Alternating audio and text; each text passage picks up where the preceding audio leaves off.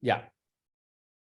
Vamos a hablar acerca de energía, el cambio climático, y estos son los puntos generales: la descarbonización y la transición energética y el uso de energías más seguras y sostenibles. Y voy a cerrar eh, convergiendo al punto acerca de la necesidad de desarrollar un hub de innovación en Perú. Antes de lanzarme con la presentación en pleno, acá comparto una foto que es un poco para estimular la reflexión.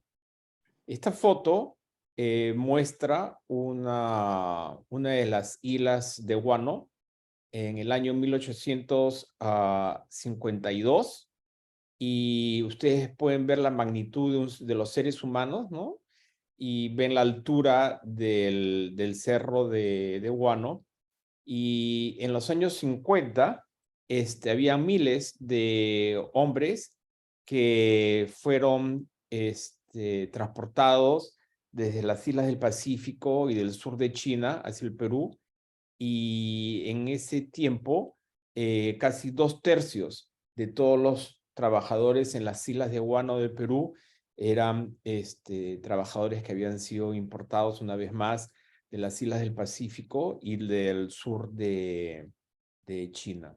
En el año 1852, el presidente era Rufino Echenique. ¿Por qué traigo esta foto a colación? Porque en ese tiempo un gran porcentaje del ingreso del país estaba basado en la extracción y exportación de guano. Y mientras eso estaba ocurriendo, se estaba desarrollando la química inorgánica. Y dos químicos alemanes, Fritz Haber y Karl Bosch, inventaron la manera de poder transformar nitrógeno en fertilizante. Básicamente, mientras en este país se estaba extrayendo y exportando guano, en otro país estaban inventando la manera de poder fabricar fertilizante. Y mantengan este pensamiento, este concepto, esta foto, porque voy a regresar a este punto a lo largo de la presentación. A propósito, si cualquiera de ustedes va a Manhattan ahorita, van a ver un barco que está cerca de Wall Street, que se llama el barco Pekín, y en ese barco se ven fotos del Perú. Es un barco alemán, y en esa época este era el barco, es uno de los tantos barcos que se usaba para poder transportar el guano, el fertilizante orgánico, desde Sudamérica hacia Europa.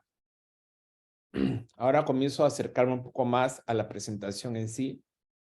El centro de la presentación trata de estimular la conversación y el pensamiento acerca de la estrategia nacional. Uno de los 4 vértices de este tetraedro habla acerca de la descarbonización y las energías renovables en el grupo de los 7. Los 4 puntos que voy a tratar son las oportunidades y los retos que se presentan en ciencia e ingeniería, en la educación relacionada a ciencia e ingeniería. Cuáles son las tendencias globales con respecto a energía, y un número que creo que es muy importante, que se está invirtiendo alrededor de $1 trillón en Estados Unidos en los próximos 5 años en relación a las energías renovables. 1 trillón, para que no haya confusión entre inglés y el castellano, 1 trillón es 10 a la 12, ¿no? 1 con 12 ceros. Entonces vamos a pasar a hablar primero del aspecto mundial. Esta infografía nos muestra en color azul oscuro lo que podríamos llamar las empresas de petróleo que son manejadas por entidades nacionales, ¿no? Entonces, la empresa de petróleo más grande del mundo es Saudi Aramco, de Arabia Saudita, y ahí pueden ver, no voy a leer todo el gráfico, todas las empresas de petróleo y se puede ver que casi el 75%, 3/4 de todas las empresas que producen petróleo son empresas estatales y 25%, más o menos un cuarto de las empresas, son las grandes multinacionales como ExxonMobil, Chevron, Shell, BP, etc. Para darse una idea de la magnitud de la cantidad de hidrocarburos que hay en el Perú, ¿no? Arabia Saudita, que es la que produce la mayor cantidad de barriles diarios, produce un total de 11.5 millones de barriles al día. Para que se den una idea de la magnitud del Perú, el Perú tiene la capacidad de producir 0.04, ¿ok? 0.04 versus 11.5. Y esto creo que es sumamente importante remarcar para mantener una perspectiva de cuál es la capacidad de producción de hidrocarburos del Perú. Y el mapa, como ustedes ven, muestra el flujo de hidrocarburos de los diferentes lugares donde se produce, se extrae los hidrocarburos, y ustedes ven que una significativa parte va a Europa, otra parte, bastantes flechas van a Asia, y de Sudamérica van tanto a Europa como a Asia y a Norteamérica. Y creo que esto es, podemos regresar a este gráfico después, pero para, para tener una perspectiva de la producción y el transporte de hidrocarburos en el mundo. Ahora, el Producto Bruto Interno del grupo de los 7, para que tengamos las cosas en perspectivas, Estados Unidos, su Producto Bruto Interno en trillones de dólares, recuerden que trillón es 10 a la 12, ¿no? Es es casi 22 trillones de dólares, es el GDP. Japón, ustedes lo pueden ver ahí, es 5, etcétera. Para tener una perspectiva, mientras en Estados Unidos el GDP es de 22 trillones de dólares, en el Perú es 0.2, ¿ok? O sea, menos del 1% del GDP de Estados Unidos. Estoy dando esta información para tener las cosas en perspectiva con respecto al tamaño de las economías, la capacidad de producción de petróleo, etcétera. ¿Ok? En el año 2020, Estados Unidos logró que sus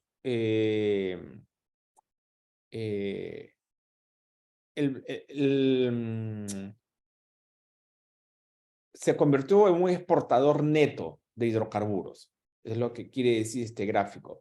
Y ustedes pueden ver cómo la producción, que está aquí en marrón, con el consumo, se encuentran aquí. Hay una intercepción y se puede ver claramente cómo la importación de hidrocarburos decayó. Y esto tiene una trascendencia bastante grande si ustedes mantienen en mente cuál es el tamaño de esa economía y pueden ver cómo su dependencia de importación y exportación ha cambiado. ¿Ok?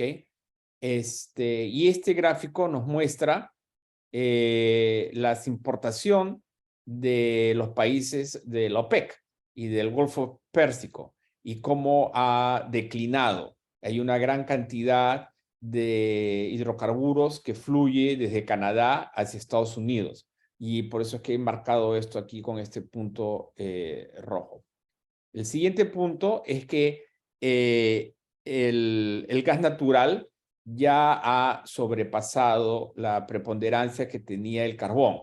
Ustedes pueden ver que el gas natural ya está en cerca de 40% y el carbón está en 20%, cuando en el año 2000 había estado a más de 50%. ¿Cuál es el punto a remarcar acá? Que el gas natural tiene una preponderancia muy grande en la economía. Acá estamos haciendo una, ¿cómo se puede decir? Mostrando la distribución de las energías, las fuentes de energía que se usan para la generación de energía eléctrica. Y ustedes pueden ver que las renovables 20%, nuclear 20%, carbón 20% y el gas natural 40%. Esto es bastante grande. Una vez más, estamos remarcando cómo el gas natural está teniendo una preponderancia mucho más grande en la generación de energía eléctrica. Pero también, si ustedes se dan cuenta, los renovables ya son 1/5 de la generación de energía eléctrica viene de las renovables. Todo esto en Estados Unidos, ¿ok? Y esta es básicamente la misma información, pero como no tengo mucho tiempo hoy día para entrar a todos estos detalles, si quieren después me invitan a otra presentación y les doy mucho mayor detalles acerca de la distribución, o sea, cómo se distribuye en las diferentes fuentes de energía, cómo se comparten ellas para la generación de energía eléctrica, ¿ok? Ahora, aquí ustedes pueden ver eh, ese 20% de la energía eléctrica que mencioné hace 2 slides venía de las renovables. Y acá ustedes pueden ver cuánto viene de la hidroeléctrica, cuánto viene de biomasa, cuánto viene de wind, de eólico, y cuánto viene de solar. Y es trascendente que desde el año 2000 algo como por ejemplo el eólico que casi no existía, ya casi es casi 40%, hasta 50% de la energía renovable viene de eólico y la solar está aumentando. Entonces ahora, ¿qué es lo que pasa en Europa? Europa produce casi el 39% de su energía, pero el 61% de su energía es importada, ¿ok? Mantengan eso en perspectiva, ¿ok? Ahora, se comete a veces el error de decir que la electricidad en Europa es primordialmente verde, pero si ustedes se dan cuenta hay que tener mucho cuidado porque, por ejemplo, en Italia, la energía, la generación de energía eléctrica que viene de hidrocarburos es significativamente grande, es casi el 60%, ¿no? Mientras que en Francia, la mayoría, como todos ustedes saben, viene generalmente, mayormente de nuclear y muy poco de hidrocarburos.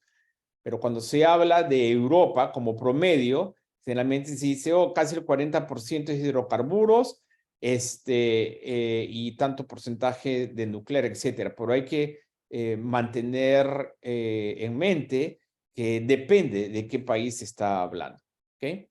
Ahora, en el Golfo Pérsico, ¿cuál es la situación en el Golfo Pérsico? El futuro de los países del Golfo Pérsico, que básicamente subsisten basados en la exportación de sus hidrocarburos, van a perder entre ahora y el año 2040. Acá esto nos muestra cuánto van a perder de ingreso para el país debido al impacto negativo que va a tener en sus economías el menor consumo de hidrocarburos que ellos exportan, ¿okay? Ustedes pueden ver que, por ejemplo, Arabia Saudita, que tiene el círculo con el mayor diámetro, es la que más va a pagar las consecuencias de la reducción en el consumo de los hidrocarburos que ellos exportan a todo el mundo.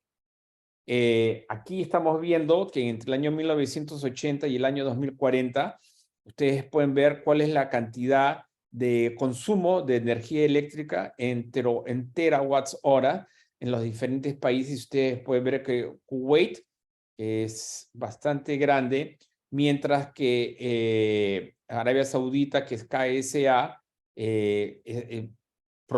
cada vez produce más energía eléctrica que ellos mismos, consumen más energía eléctrica desde el año 1980 hasta el 2040 está la proyección de cuánto van a estar. Okay. Ahora, ¿cuál es el target, el objetivo que estos países del Golfo Pérsico tienen con respecto a las energías renovables? Y es bastante ambicioso. Si ustedes notan, Bahrein, que es uno de los Emiratos, tiene en mente que en el año 2030 el 5% de toda su electricidad va a venir de renovables, ¿no? Oman, que es otro de los Emiratos, aspira que para el año 2025 va a tener 10% y para el año 2030, ya está a la vuelta de la esquina, el 30% de toda su energía eléctrica va a ser generada de renovables. Mientras que Arabia Saudita es menos ambicioso, bueno, por la gran cantidad de hidrocarburos que tienen, aspira a tener solamente el 4% de sus renovables usadas para poder generar energía eléctrica. ¿Ok? Si más tarde quieren hablar acerca de la magnitud de las inversiones en millones de dólares, también podemos hablar de eso, pero acá tengo la información detallada de cuántos millones de dólares piensan cada uno de estos países invertir para poder generar energía eléctrica con renovables y no con hidrocarburos. Ahora entremos a Perú. A propósito, todos los slides que tengo en la parte inferior derecha, entre esos corchetes, si uno cliquea ahí, va a cerca de 2 o 3 hojas que tengo con las referencias bibliográficas de dónde viene toda esta información. ¿Okay? Entonces, petróleo, ustedes pueden ver ahí la distribución, hidroeléctrico y gas natural. Es muy interesante ver cómo desde el año 2002, 2004, el porcentaje de gas natural en el suministro de energía ha incrementado su preponderancia en el país, ¿no? Acá ven casi la misma información, pero en otro tipo de diagrama. ¿Y qué es lo que quiero remarcar con esto? Que sí, bien es cierto, hidroeléctrico no ha cambiado mucho. El gas sí ha cambiado bastante, ¿ok? Ahora vamos a pasar a la descarbonización. Esta infografía, y acá voy a bajar un poco la velocidad, nos muestra cuál es la emisión de CO2 por país en millones de toneladas de CO2. ¿No? Este es en el año 2017, es como referencia, ¿no? Estados Unidos tiene un total de emisión de 5.630 millones de toneladas de CO2, per cápita es 17.4. India es 2.706. Y China tiene más que Estados Unidos e India juntos. China tiene un total de emisiones que son 11.000, casi 12.000 millones de toneladas de CO2 anuales. Es una cifra gigantesca. Obviamente, como ellos tienen una mayor cantidad de población, el número per cápita, ¿no? Es mayor que el de India, menor que el de Estados Unidos, pero al planeta lo que le interesa es cuánto es el total. Y China emite, una vez más que Estados Unidos e India juntos, y hasta más que Europa, sumado a todos ellos. ¿Ok? Ahora, la energía relacionada a la emisión de CO2 debido a la quema de combustibles. Acá ustedes pueden ver India, Estados Unidos y China, y Europa redujo su producción de CO2 del año 2017 al 2018. Eso quiere decir que definitivamente Europa está haciendo, si quiere, si le puede poner un adjetivo, un trabajo mucho mejor en reducir la emisión. Ahora, ¿qué trascendencia tiene esto en términos reales para el Perú? Acá ustedes pueden ver una proyección del impacto del cambio climático en el rendimiento de la agricultura. Y ustedes, ¿cuál es el significado de color rojo, anaranjado y amarillo intenso? Es el cambio en la productividad agrónoma entre el año 2003 y el año 2080.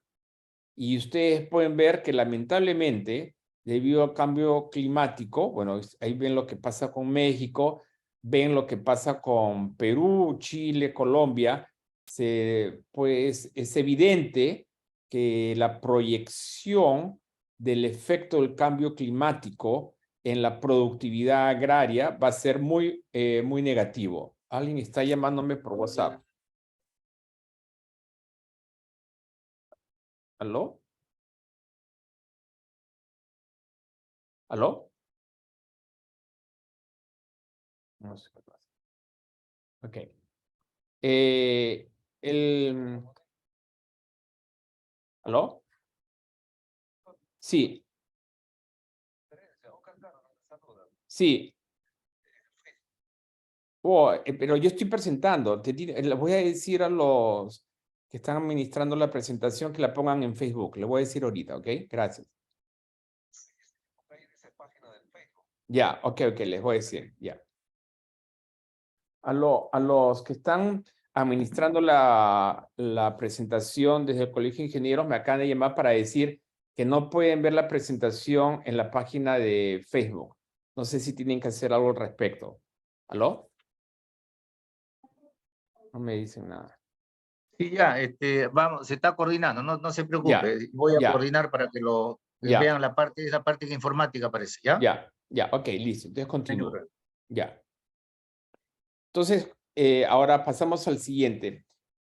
¿Cuál es el efecto del cambio climático en la economía por diferentes factores como por ejemplo las inundaciones, el estrés debido al calor, al incremento del calor, los huracanes, los tifones, la elevación del nivel de las aguas en el mar, la falta de agua potable y los incendios.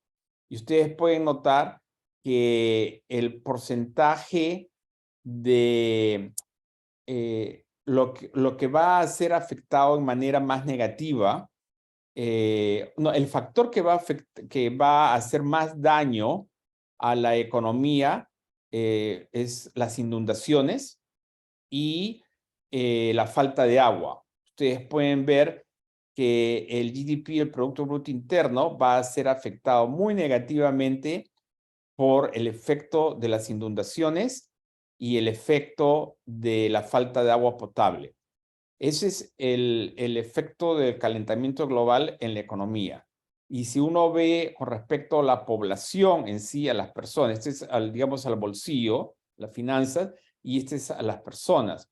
Una vez más, las inundaciones y el efecto negativo en la disponibilidad de agua potable son las cosas más graves, son los efectos más graves que va a tener el calentamiento global. Ahora, si ponemos en números más que gráficos, ustedes pueden ver acá que las inundaciones, aproximadamente 3.6 billones de seres humanos, ¿no? Es casi la mitad de la población del mundo, va a estar a un alto riesgo, va a enfrentar un alto riesgo de inundaciones. ¿Ok? Casi 78 trillones de dólares es el riesgo de pérdida de capital debido al calentamiento global. ¿Ok? El porcentaje de Producto Bruto Interno es que va a ser afectado 43%. Entonces, de todos estos factores, inundaciones, estrés debido al calor, los huracanes, etcétera, son las inundaciones y la falta de agua potable son los dos aspectos que van a ser afectados de manera más negativa por el calentamiento global. Ahora, vamos a pasar. Lo que he tratado de explicar muy rápidamente, en realidad todo el material que tengo lo tendría que presentar en aproximadamente 2 o 3 presentaciones de 1 hora cada una, pero estoy tratando de darles una visión general. Ahora, todos estos se puede ver como problemas bastante graves, pero también se puede ver que todas estas cosas que les he descrito presentan oportunidades y retos para la ciencia y la ingeniería, pero principalmente presenta retos para cómo es que se enseña la ciencia, cómo es que se enseña la ingeniería. Y ahora voy a transitar o hacer una transición desde la descripción de los retos que vamos a enfrentar debido al calentamiento global y cómo deberíamos, en mi humilde opinión profesional, abordar la ciencia, la ingeniería y su enseñanza en el país. ¿Ok? Y voy a remarcar cuáles son los gaps, las falencias, que hay que cubrir en los aspectos de tecnología. ¿Ok? Entonces, aquí vemos entre el año 1800 y el año 2100 cuál es la distribución de la población a nivel mundial. Ustedes pueden ver que ahora estamos más o menos por acá y la población mundial es más o menos 8 billones de seres humanos. Para el final de este siglo, debemos más o menos estabilizarnos alrededor de 10.2 billones de seres humanos. A propósito, esos son números escalofriantes porque no se puede tener tanta población. El planeta no tiene suficiente energía y alimentos para tantos seres humanos. Pero en fin, la otra parte que hay que remarcar es que la distribución de la población, si ustedes ven, la mayoría de la población va a estar en los países en vías de desarrollo, está en color verde. Y los países que se dice son de la economía del primer mundo, que son países desarrollados, su población va a ser casi constante. ¿Ok? Entonces, fíjense bien, traten de memorizarse dónde están, cómo está distribuida la población, porque después les voy a hacer algunas preguntas. ¿Ok? Y si ustedes se dan cuenta, aquí está cómo va a cambiar la población desde el año 1800 al año 2050 por regiones. En Latinoamérica se pasa de 2.5 a casi 10%.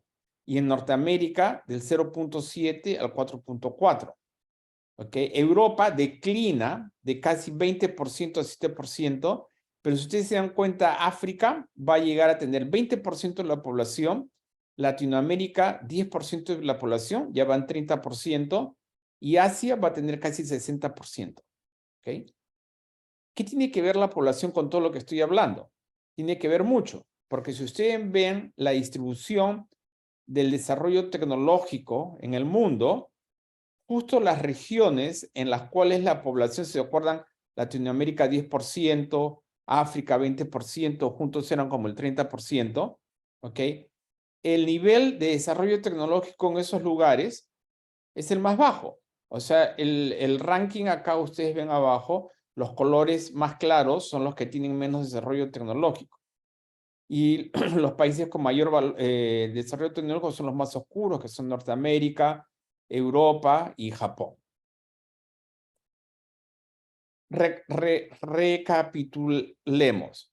La mayoría de la población va a estar en los países en vía de desarrollo. ¿Ok? Las regiones donde va a haber mayor población va a ser América Latina, África y Asia. El nivel de desarrollo tecnológico es el más bajo precisamente donde va a haber más gente. Y ya sabemos que esas son las regiones donde va a haber mayor estrés, tanto en la economía, en la alimentación, la disponibilidad de energía, agua, etc. Ante eso, ¿qué se hace? Algunas personas, con todo el respeto que se merecen las creencias, pensarán que rezando se va a resolver el problema. Pero el problema se tiene que enfrentar con ciencia y tecnología. Entonces aquí, este es un gráfico para los que han participado en unas de mis presentaciones anteriores. Esto muestra en color granate, este es el MIT, para los que viven en el Perú, este es más o menos el tamaño de la UNI, ¿no? El campus universitario, en color granate. Y ustedes ven todas las multinacionales que están alrededor de esa universidad. Muchos la consideran una de las mejores, si no la mejor universidad de ingeniería. Y ustedes pueden ver todas las grandes multinacionales tienen oficinas de investigación y desarrollo alrededor, literalmente en el barrio, a 2, 3 cuadras a la redonda están todas estas empresas. ¿Por qué? Porque, por ejemplo, Schlumberger, que es una empresa exploradora de petróleo, no hay petróleo en Massachusetts, yo vivo ahí.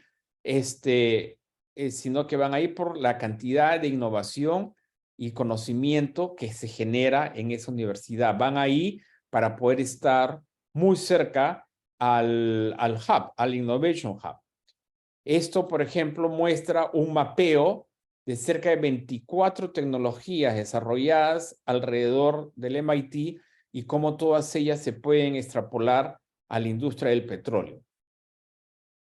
Ahora, ¿cuáles son las tendencias de inversión?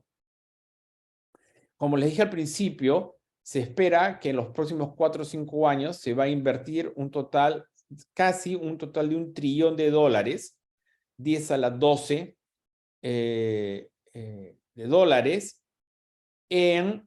para reenfocar la inversión con respecto a cuál va a ser la fuente primordial de energía. ¿Okay? ¿Cómo va a ser financiado? Puedo responder esas preguntas después. ¿Y qué es lo que van a hacer con esa inversión? ¿No? Entonces, recuerden, para que se den una idea de la magnitud, 1 trillón, ¿ok? Es más o menos un 20avo de todo el Producto Bruto Interno de este país. O sea, de uno de cada $20 que se va a producir, se van a invertir en desarrollar las nuevas fuentes de energía para poder alejarse del uso de hidrocarburos, ¿ok? ¿Cómo se colecta ese dinero? Hay unos esquemas para poder distribuir los impuestos que se les cobran a todos los ciudadanos y a todas las empresas, ¿ok? Y se va a invertir en avanzar y expandir la modernización del grid eléctrico, que es súper importante para poder facilitar el uso de las energías renovables, ¿ok? Y el abordar el resto del calentamiento global, el cambio climático, es el punto central de la política exterior de Estados Unidos. Todo esto todos los puntos que estoy remarcando son para estimular la conversación entre mis colegas en el Perú con respecto a cuál es la visión estratégica de la comunidad científica y de ingeniería del país. ¿Ok? Este es el penúltimo slide. El Departamento de Energía, que vendría a ser algo análogo al Ministerio de Energía y Minas en el Perú, está poniendo un fondo de 3.25 billones de dólares. Un billón es 1.000 millones de dólares. O sea, estos son 3.250 millones de dólares. Es un fondo que se invierte para poder hacer que los investigadores, las empresas, los innovadores puedan tener financiamiento para acelerar el desarrollo de las energías renovables que se necesitan. Ya se sabe de una visión estratégica que las energías que se van a usar o las tecnologías que se van a usar hacia el año 2050, ¿ok? No existen en este momento. O sea, la inversión que se está haciendo ahora es para que en el año 2050 se puedan tener las tecnologías que en este momento aún no hemos podido desarrollar. ¿Ok? Y aparte de la cantidad de megawatts que se va a poder generar con energía limpia, va a haber una gran cantidad de fuentes de trabajo. Es como se dice, un win-win, un ganar-ganar. Se va a ganar desde todos los puntos de vista, ¿ok? Se está estimulando el desarrollo de los carros eléctricos, ¿ok? Se está invirtiendo cerca de 174 billones de dólares para estimular que los norteamericanos cambien de carros de motor de combustión interna y de camiones a sus equivalentes, pero eléctricos, no de gasolina y diésel. ¿Okay? ¿Y esto qué trascendencia tiene para países como Perú en particular? Recuerden que para el año 2050, casi la mitad de la reducción de emisiones va a venir de tecnologías que en este momento no existen, están en proceso de prototipo, pero ya se está invirtiendo en el desarrollo de eso. Y regresemos a la primera fotografía que les di. Se sigue en el Perú con la discusión acerca de qué es lo que se hace con los barriles que quedan de petróleo y los barriles que quedan de gas, mientras que en otro país se está desarrollando ya con inversiones gigantescas el desarrollo de las energías alternativas. La analogía con esto es, mientras en el año 1852 importábamos trabajadores de China para que sacaran el guano de las islas, porque el guano era importado o exportado hacia Europa para la agricultura, y mientras que en ese momento ya se estaba desarrollando, ya se estaba invirtiendo en las tecnologías que iban a básicamente eliminar la necesidad de usar el guano.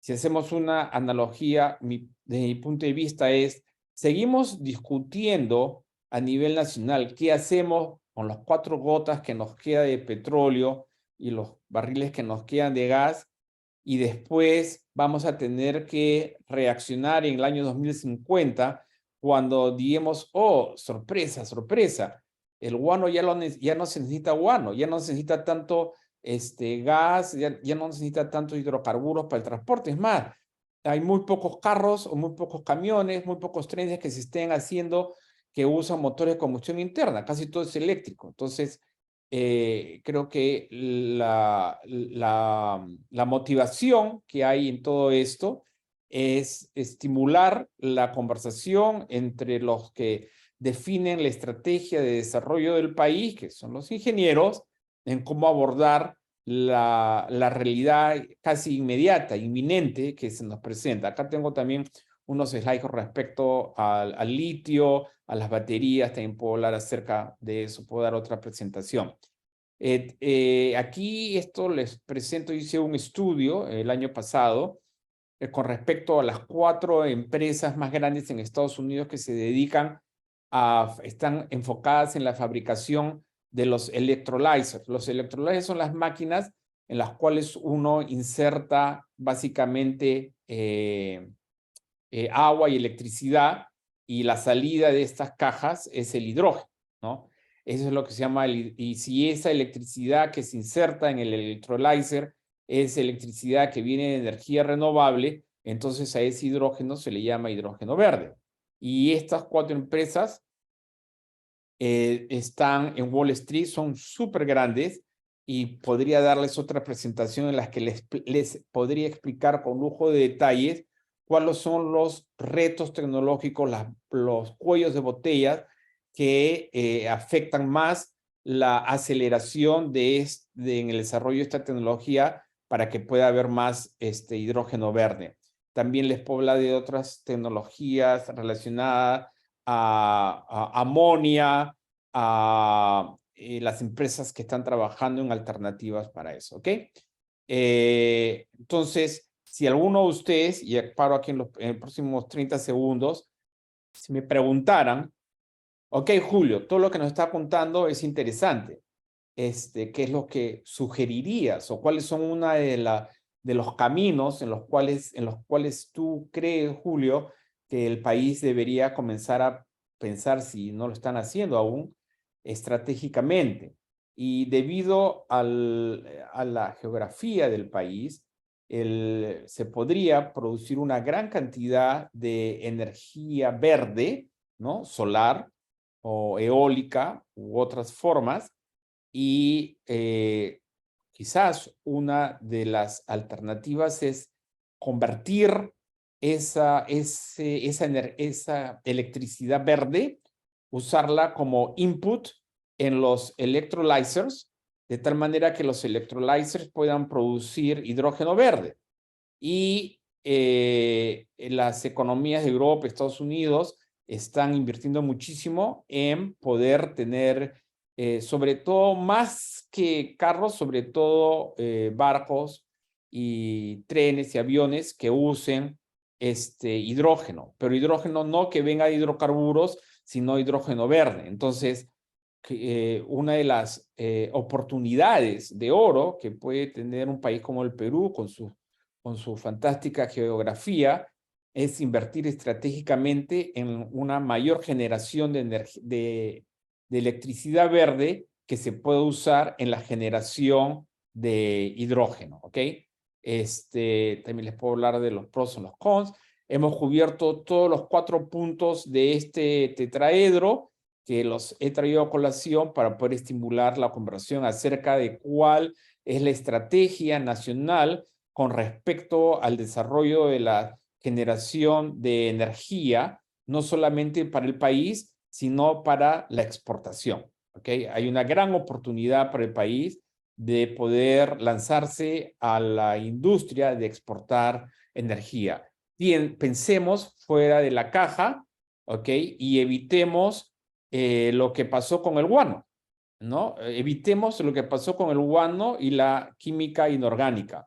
Veamos un poquito más adelante en el horizonte, ¿ok? Si quieren, abro el piso para poder abordar cualquier pregunta que tengan si es que aún queda tiempo. No sé, Edwin, si estás ahí participando, no sé quién es el que está administrando Sí, todavía, ingeniero, ya, sí. tiene tiempo todavía, ingeniero. Ya, ya, Tiene tiempo todavía. yo prefiero que me hagan preguntas. O sea, a Bueno, propósito, he presentado rápido para que me puedan hacer preguntas. ya. Bueno, le quedan todavía pues 20 minutos, no hay ningún problema, Ya, 25 excelente. minutos. Háganme todas las preguntas que quieran. Bueno, ya, vamos a ver si hay alguna pregunta del público. Pueden hacerlo. ¿Quién administra las preguntas? Yo voy ¿Tú, a Dagoberto? administrarlas. Sí, Ya, conmigo ok. coordinamos. El que Ya, quiere ok. levanta la manito, alguien que quiera que levante la mano y pero como le digo, tiene todavía para poder seguir ampliando con sus conocimientos Ya, su presentación, ¿no? Hay ya tiempo. está bien, pero la manera como he preparado esto es para poder abordar preguntas, pues si no ¿Ya? es un monólogo. Esperemos Así unos es. segundos a que hagan Ok, preguntas. no hay ningún problema. Esperamos quien quiera hacer alguna pregunta. De repente las hacen las preguntas a través del Facebook.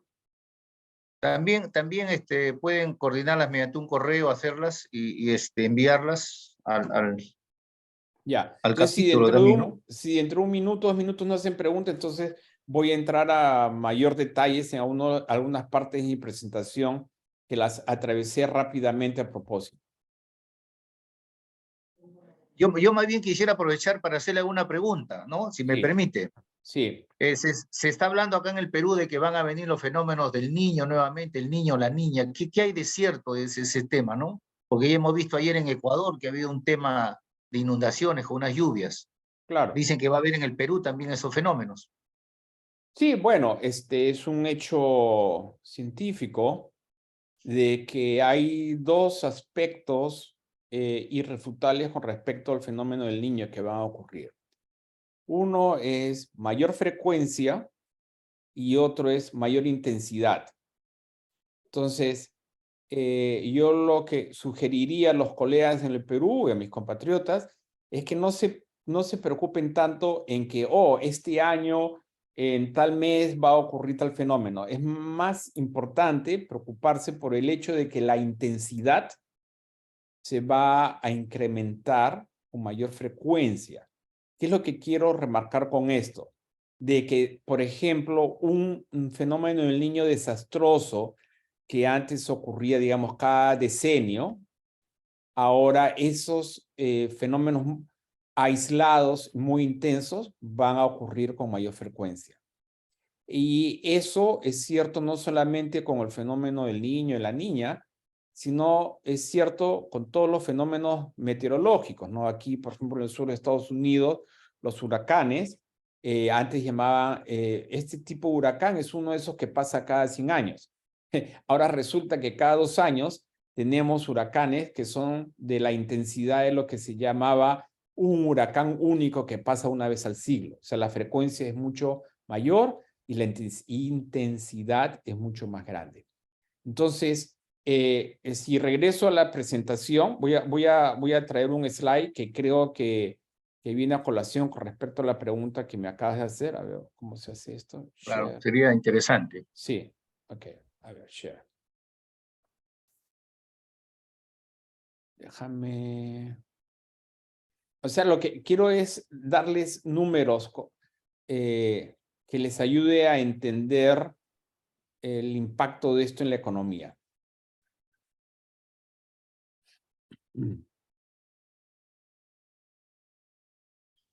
Dame un minuto. Ya. Listo. Acá hay una pregunta, Sí. ingeniero, Ya. acá hay una Ya. pregunta, a ver, antes que nos exponga, a ver qué podría decir, Ya. ¿no? Ya. Dice acá, a ver, voy a leerle la... Grecia Melita. Ahí está, ella, Grecia ¿Nos Melita, podría sí. explicar más respecto a las compañías de hidrógeno verde en Wall Street? Sí, sí puedo. Lo voy a hacer ahora. Sí, Y después Cristian Gómez, buen día, ingeniero. Muchas gracias por y saber qué sí. políticas públicas en el Perú podrían impulsar la innovación de este. Ya, perfecto. Son dos muy buenas preguntas. Ya, Entonces voy esas a... dos preguntas podría Ya, responderle, ya, ya, ingeniero. Adelante, ya, ingeniero. ya. Pero primero voy a terminar esta, la que Ok, estaba... Ya. Entonces... yo invito a todos mis compatriotas cordialmente y humildemente a que consideren esto. Más que pensar, uy, se viene un fenómeno del niño que es más grande que el del año pasado, yo les sugiero, sobre todo a los líderes de ingeniería en el Perú, que incluyan en su conversación lo siguiente. Sí o sí, la frecuencia de los fenómenos extremos se va a incrementar. La gran inundación que tuvieron hace poco va a ocurrir con mayor frecuencia. ¿Okay? Eso es el nuevo absoluto.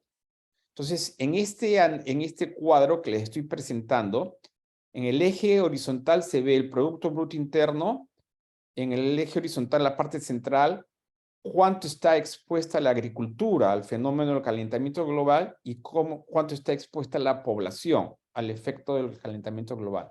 Entonces, si ustedes se dan cuenta, de todos los problemas que van a haber, inundación, flooding, mucho calor, heat stress, huracanes que no hay en el Perú, el aumento del nivel de agua si hay en el Perú, la escasez de agua, que es water stress, e incendios forestales que no hay en el Perú. Pero los dos que hay más van a haber son inundaciones y falta de agua.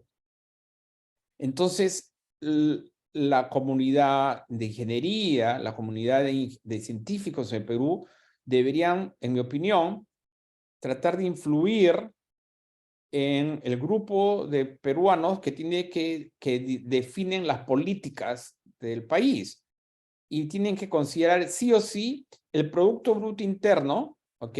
Miren acá, el eje vertical, el porcentaje de todo el valor global de la economía va a ser afectado, 40% de toda la economía a nivel mundial va a ser afectado por las inundaciones, ¿ok? Y casi el 40% va a ser afectado por la falta de agua. Y con respecto a la población es lo mismo. Con respecto a la población, la población va a ser más afectada por las inundaciones y la falta de agua.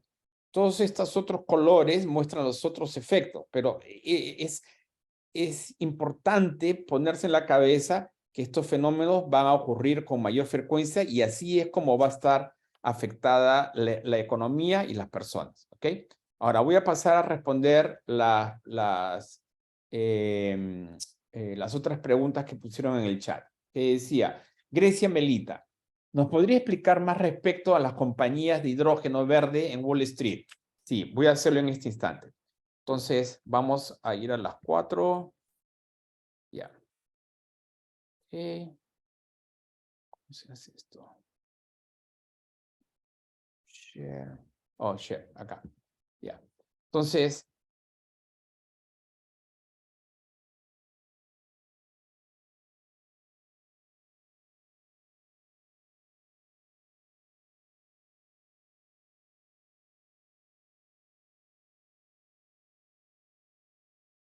déjame encontrar los slides.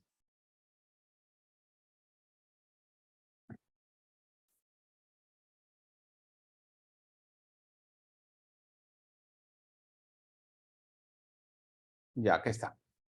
Ok.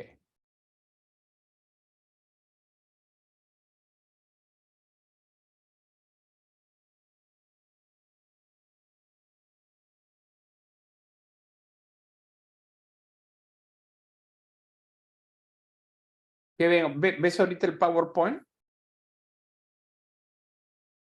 Sí, sí se ¿Aló? ve, sí se ve, sí se El ve, PowerPoint. ingeniero.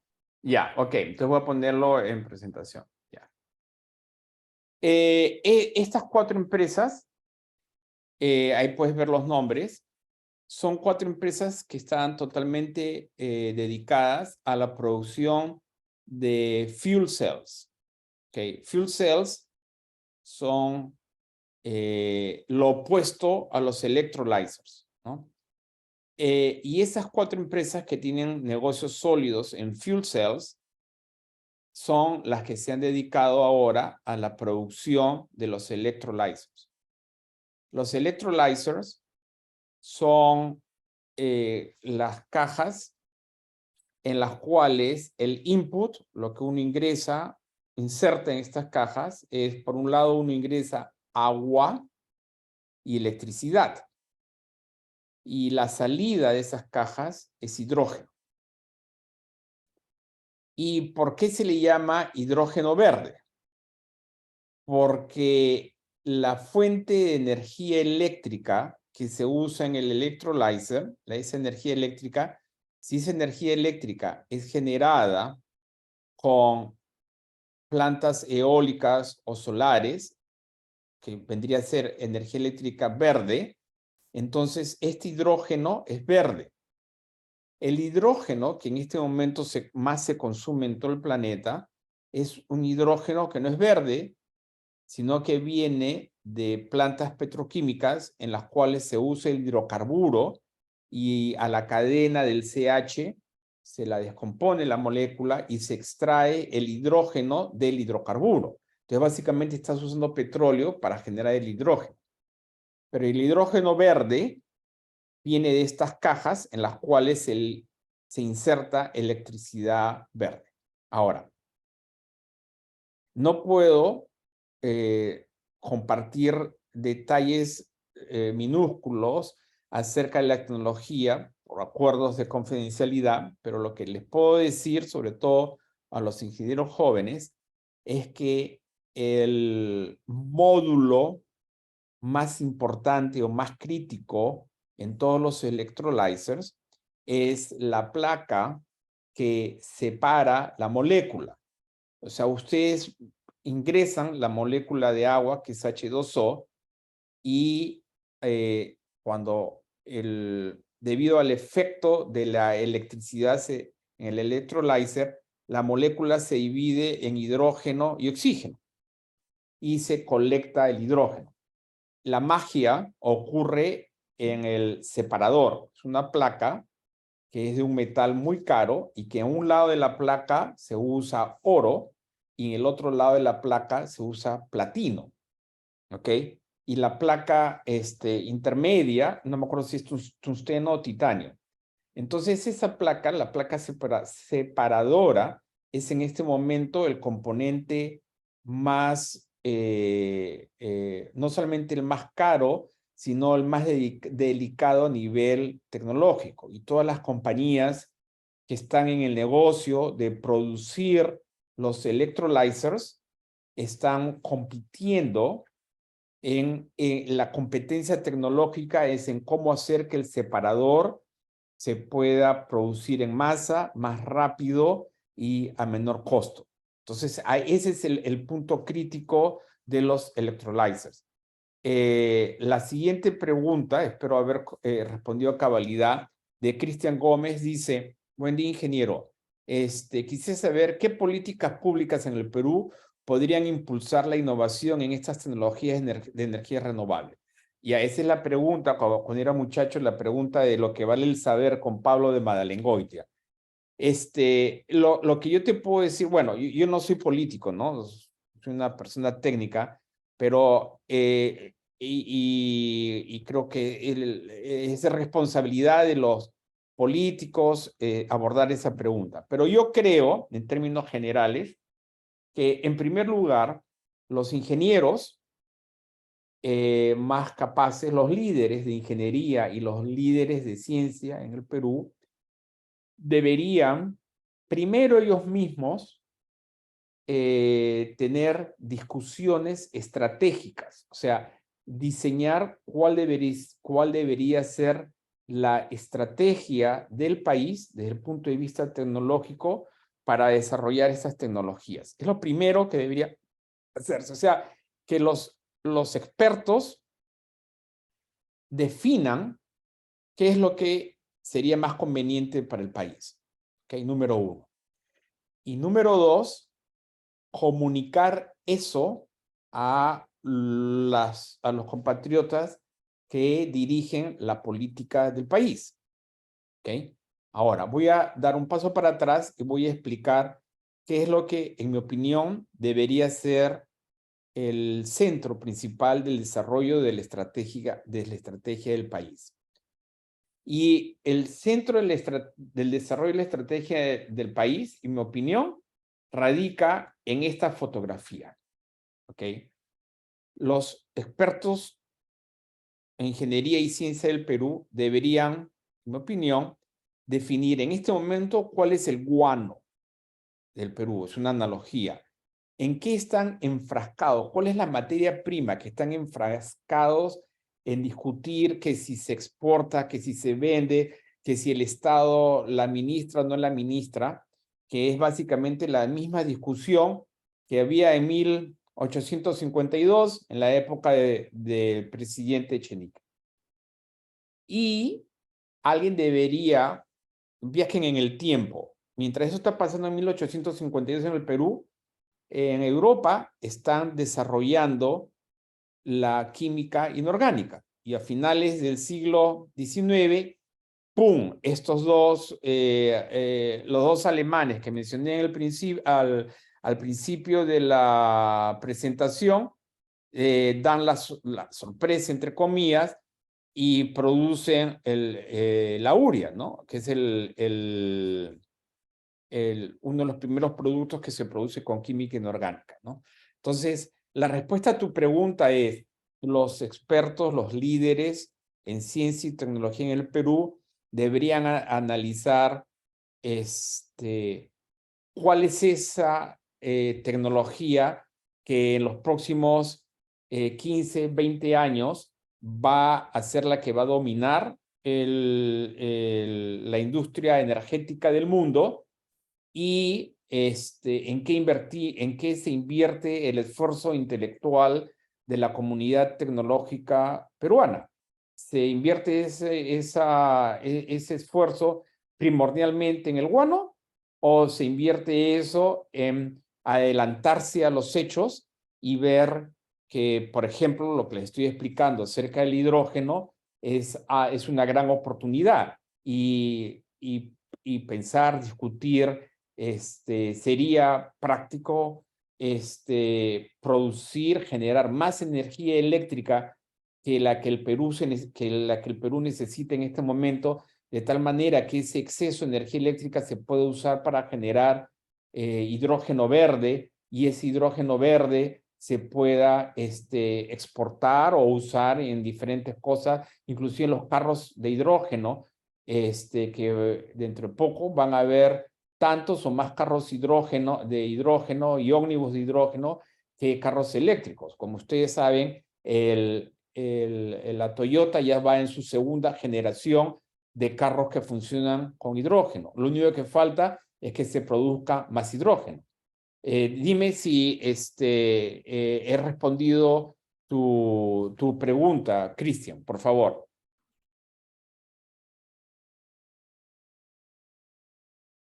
Necesito que me den feedback, porque si no me siento me estoy hablando como loco.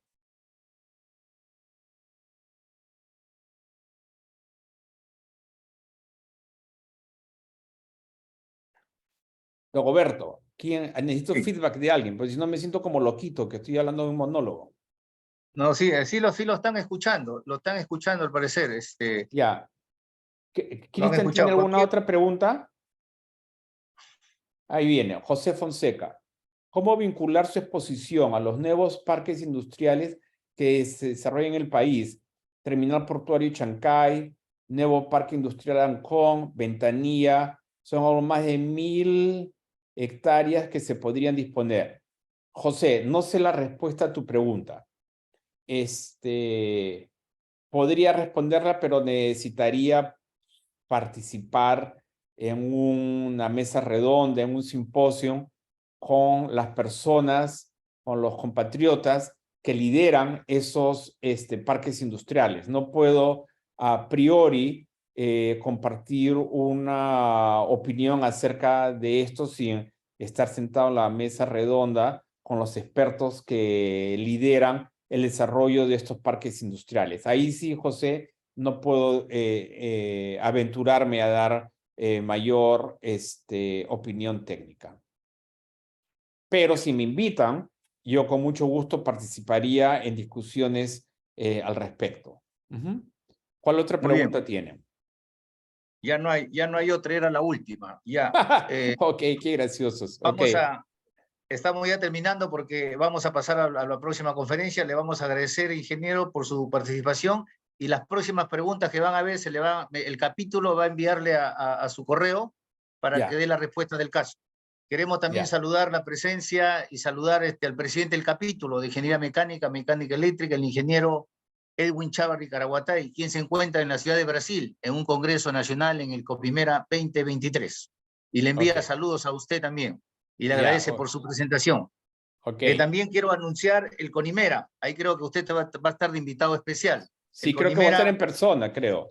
Así es, va a estar invitado especial el 25 Congreso Nacional de Ingeniería Mecánica Eléctrica y Ramas Afines, que se llevará a cabo el 23 al 27 de octubre del año 2023, del presente año, donde tendremos a usted para que nos amplíe una vez más con sus conocimientos, y ahí van a hacer las preguntas en vivo y en directo. Muchas gracias. Excelente. Muchas gracias, ingeniero Julio César Guerrero, por su participación. Muchas gracias a ustedes por la oportunidad que me han brindado. Muchas gracias. Vamos a pasar ahora a la próxima conferencia.